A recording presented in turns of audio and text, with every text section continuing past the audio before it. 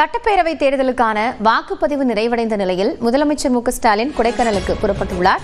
கூடுதல் தகவல்களை செய்தியாளர் சிவகுமாரிடம் கேட்கலாம். சிவகுமார், இப்போ முதலமைச்சர் குடும்பத்தோடு கொடைக்கானல் புறப்பட்டு இருக்கிறார், விவரம் என்ன?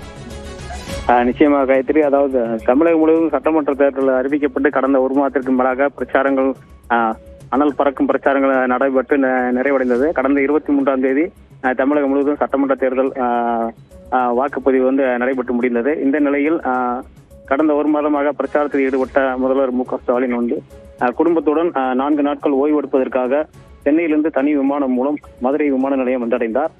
இங்கிருந்து சாலை மார்க்கமாக கொடைக்கானல் புறப்பட்டு செல்கிறார். மதுரை விமான நிலையம் வருகை தந்த முதல்வர் மு.க.ஸ்டாலினை சபாநாயகர் அப்பாவு வரவேற்றார். அதனைத் தொடர்ந்து காரில் ஏறுவதற்காக சென்ற முதல்வரிடம் செய்தியாளர்கள் தமிழக தேர்தலிலிருந்து திமுக வெற்றி எப்படி உள்ளது என்று கேள்வி எழுப்பியதற்கு சூப்பராக உள்ளது என்று கூறினார்.